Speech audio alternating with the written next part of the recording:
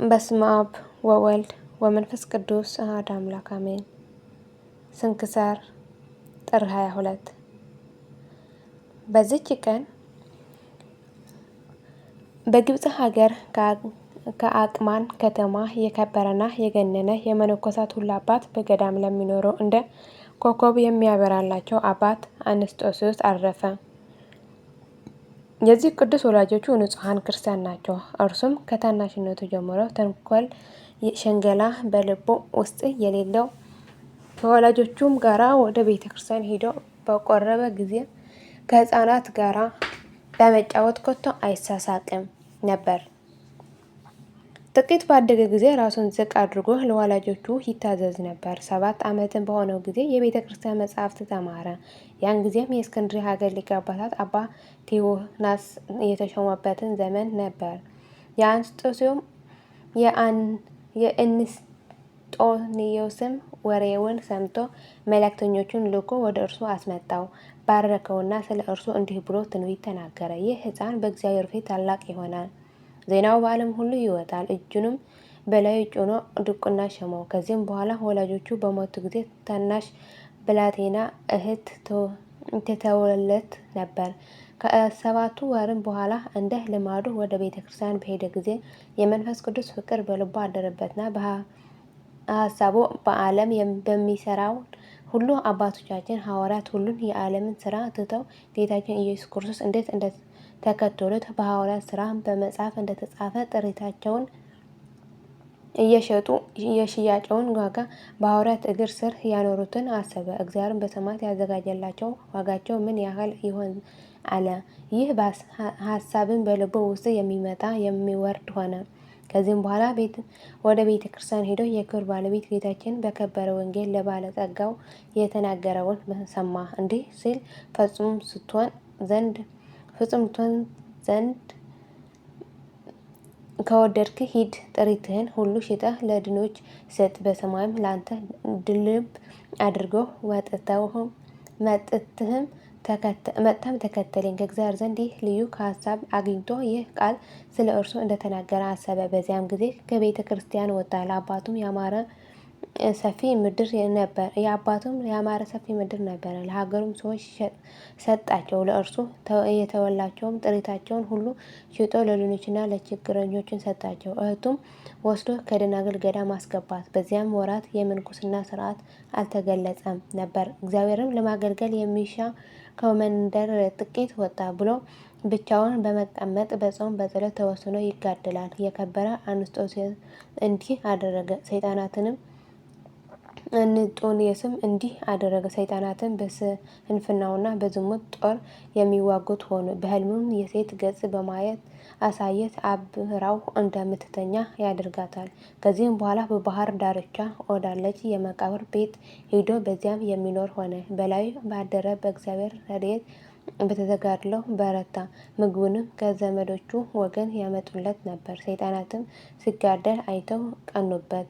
ታላቅ ድብደባም ደበደበው፣ ጥለውት ሄዱ። ዘመዶቹም ሲመጡ እንደ ሞተ ሆኖ ወድቆ አገኙት። ተሸክመው ወደ ቤተ ክርስቲያን ወሰዱት። ጌታችን አዳነው። በነቃም ጊዜ ወደ ቦታው ተመልሶ ይጋደል ዘንድ ተጋድሎውን ጀመረ። በዚያም ጊዜ ሰይጣናትን ወደ እርሱ ሲመጡ አያቸው። በአራዊት አምሳል በአንበሶችና በተኩላዎች የተመሰሉ አሉ።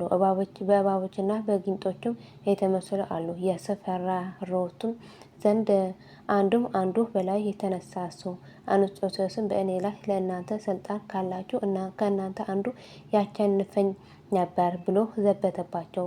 ወዲያውኑ እንደ ጢስ ተበተኑ። በሰይጣናት ላይ እድልን እግዚአብሔር ሰጥቶታልና ሰይጣናትም ከሚያመጡበት መከራና ስቃይ አረፈ።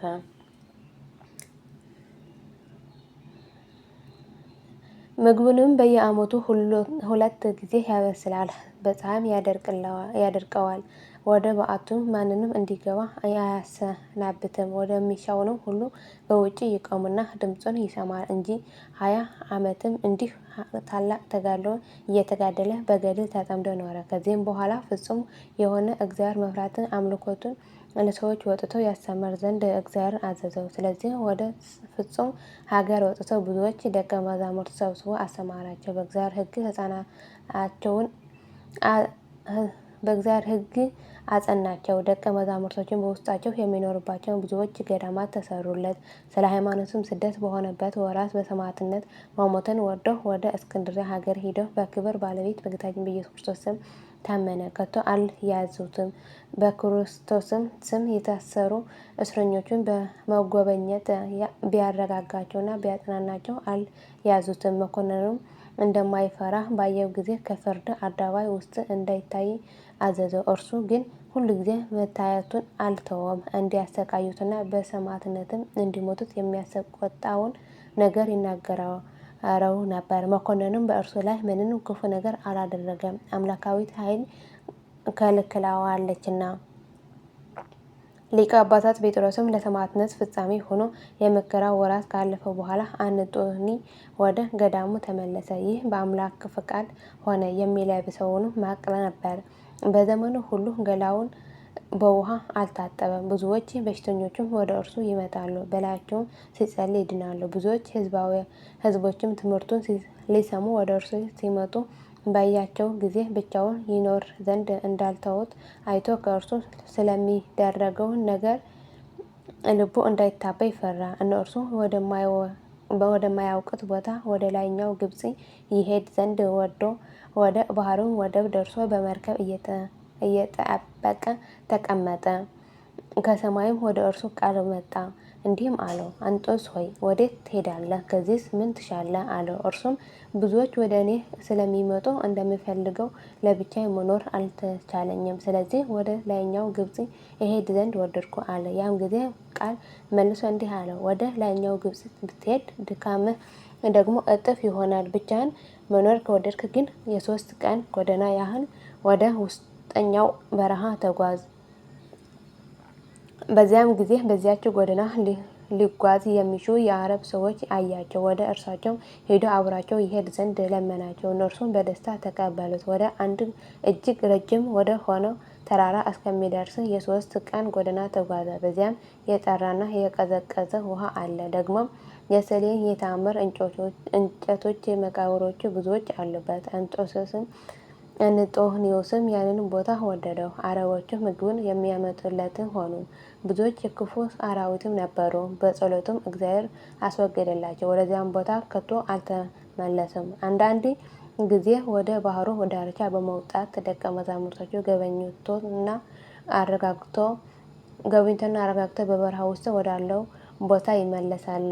ከዚያም በኋላ በጻድቁ ንጉሥ ቆስጠንጢኖስ ዘንድ ዜናው በተሰማ ጊዜ በጸሎቱ ያስበው ዘንድ ንጉሥ እየለመነው ደብዳቤ ጻፈለት። የከበረ አንጦስ ግን ወደ ንጉሥ ደብዳቤ ዘወር አላለም። ለወገኖቹ እንዲህ አላቸው እንጂ የንጉሥ ነገሥት ደብዳቤ እነሆ በላያችሁ ይነበባል። ወንድሞችም እንዲህ ብለው ለመኑት፣ ይህ ንጉሥ የክርስቲያን ወገኖች የሚወድ ጻድቅ ሰው ነው። ደብዳቤ ጽፎልህ ልታጽናናው ይገባል። ከዚህም በኋላ እያጽናናውና እየባረከው ቤተ ክርስቲያኑን ሰራዊቱን እየባረከ ጻፈለት።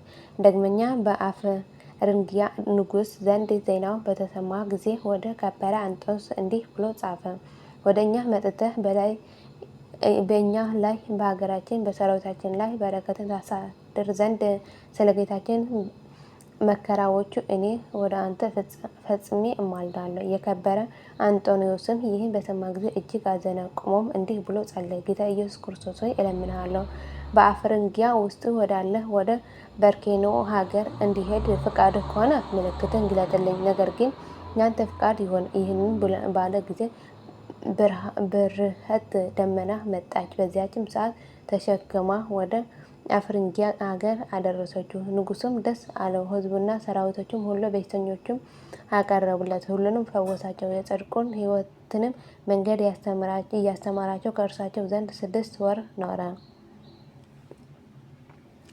በእሁድም ዕለት ያቺ ብርህት ደመና ተሸክማ ወደ ገዳሙ ታደርሰውና ከልጆቹ ጋር ተገናኝቶ ያረጋጋቸዋል። በማግስቱም ዳግመኛ ተሸክሞ ወደ አፍሪንጊያ ሀገር ትመልሰዋለች። ከዚያም በኋላ በእግዚአብሔር ፍቃድ በደመና ተጭኖ ወደ ገዳሙ አንደኛው ተመለሰ። በአንዲት ዕለትም ስንፍና መጣበት። እንዲህ የሚለውን ቃል መታ። ታይ ዘንድ ወደ ውጭ በወጣ ጊዜም መልአኩን አየው። መልአኩን እየው፣ በላይም የምንኩስና ልብስ አለ። መታጠቂያው ቅናት የመስቀል ምልክት ያለው ቀሚስ፣ በወገቡም አስኬማ፣ በራስ ቆድር አምሳልም በራስ ላይ ቆብ አለ። እርሱም ተቀምጦ ሰሌን ይታታል። ከዚያም ተነስቶ ይጸልያል። ዳግመኛም ተቀምጦ ሰሌንን ይታታል። በየሰዓቱ እንዲህ በማድረግ ይጸልያል። ሁለተኛም እንዲህ የሚል ቃል ወደ እርሱ መጣ። አንጦስ ሆይ እንደዚህ ስራ፣ አንተንም ከስንፍናን ከሰይጣናት ጦርነት ታርፋለህ። ያንን ያየውን ተቀብሎ እንዲህ አስመስሎ የሚሰራ ሆነ። ከዚያችም ዕለት ወዲህ ስንፍና የሰይጣናት ውጊያ አልመጣበትም። የክብር ባለቤት ጌታችን ኢየሱስ ክርስቶስም ብዙ ጊዜ ተገልጾ አረጋግጦታል፣ አጽንቶታል። አሁንም እንዲህ አለው፣ የመረጥኩህ አንጦንዮስ ሆይ በእውነት እነግርሃለሁ፣ እኔ ስለ ወደድኩህ በዚች በረሃ ውስጥ ብቻ በተጋድሎና በማገልገል ስለ ድካምህ ስምን ከፍ ከፍ አድርጋለሁ። ስልጣንንም በዓለም ዳርቻ ሁሉ ከፍ አድርገዋለሁ። ገዳማትና አድባራትን መነኮሳት የተመሉ ሆነው ቅኖች፣ የዋሃን፣ ጻድቃን እንደሚኖርባቸው አድርጋቸዋለሁ። ይልቁንም የአንተ ገዳማት እነርሱ እስከ ፍጻሜ ይሆናሉ። መታሰቢያንን የሚያደርግ ሁሉ ለድሆች ምጽዋትን፣ ለቤተ ክርስቲያን መባ በስምህ ለሚሰጡን ሁሉ እኔ ኃጢአቱ ሁሉ እደመስሳለሁ። ከቶ ስቃይን አያዩትም። በውስጡ ስጋውን የሚቀርበትን ገዳም እጅግ ከፍ ከፍ አድርገዋለሁ። በውስጡንም እንደ መላእክት የሆኑ ደጋጎች መነኮሳት እንዲኖሩበት አደርጋለሁ።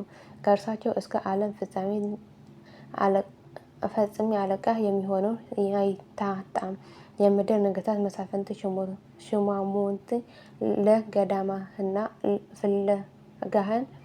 ለገዳምህና ፈለጋህን ለሚከተሉ ልጆቹ እጅ መንሻ ተሸክመው እንዲመጡ አደርጋለሁ። ጌታችን ይህ ከተናገረ በኋላ ከእርሱ ዘንድ ወደ ሰማያት በታላቅ ክብር አረገ። አባ አንጦኒም ፈጽሞ ደስ አለው። ከዚህም በኋላ ስለ ቤተ ክርስቲያን መፍረስ እንዲህ ብሎ ትንቢት ተናገረ። መናፍቃን በላይዋ ይሰለጥናሉ። ከዚህም በኋላ ወደ ቀድሞ ስርዓቷ ትመለሳለች። ዳግመኛም ስለ መነኮሳት እነርሱ እጅግ እንደሚበዙ ገዳሞቻቸውና አድባራቶቻቸው መጥተው ወርደው ከዓለማውያን መካከል በከተማችንና በቦታዎቹ ውስጥ እንደሚኖሩ ስለ ዓለም ፍጻሜ ትንቢት ተናገረ። ፍጻሜ ተናገረ። አባ አንጦንስ አባ መቃርስ አስኬማና የምንኩስና ልብስ ያለበሰው ያረጋጋውና ያጽናናው ከእርሱ የሚሆነውን ያስረዳው ነው። ደቀ መዝሙርና ልጁ ስለሆነ ከዚህም በኋላ የገዳሙ አለቃ ወደሆነ ወደ አባ ቡላ ሄደ። እርሱም ለስጋው ያስብና በሐዋርያው አትናቴዎስ ልብስ የገነዘው ነው። የዕረፍቱንም እንደቀረበ ባወቀ ጊዜ በትሩን ለልጁ ለአባ መቃርስ፣ ምንጣፍን ለአባ አትናቴዎስ፣ የፍየል ሌጦ አጽፍን ለልጁ ለኤጲስቆጶሱ ለአባ ስራቢዮን እንዲሰጡ ለልጆቹን አዘዛቸው። ከዚህም በኋላ ከምድር ላይ ጋደም አለ። ነፍሱንም በእግዚአብሔር እጅ ሰጠ። ወደ እርሱ ሁሉም የመላእክት ማህበር መጥተው በክብር በምስጋና ፍጹም ተድላ ደስታ ወዳለበት ዘላለማዊ ዕረፍት ተቀብሎ አሳረጉት። ስጋውን ግን ልጆቹ እንዳዘዛቸው ሰወሩት። እርሱ የቅዱሳን ሰማዕታት ስጋቸው የሚገልጡትን ይገስጻቸው ነበርና ስለ እነርሱ ስጋ ብዙ ገንዘብ እስከ መቀበል ወደ እርሱ ዓለማዊ ጥሪትን ያደርጉለታልና። ይህንም የከበረና የተመሰገነ አባት አንጦንዮስ እስከ መልካም ሽምግልና ደረሰ። እጅግም አረጀ። ግን ወደ ወደደው ክርስቶስ እስከ ሄደ ድረስ መልኩ አልተለወጠም። ብርታቱ ጽናቱም መላ ዕድሜው 120 ዓመት ነው። ለእግዚአብሔር ምስጋና ይሁን። እኛንም በዚህ በከበረ አባት ጸሎት ይማረን፣ በረከቱን ከእኛ ጋር ትኑር ለዘላለሙ አሜን አሜን። ጥር 22 ቀን የሚከበሩ ዓመታዊ የቅዱሳን በዓላት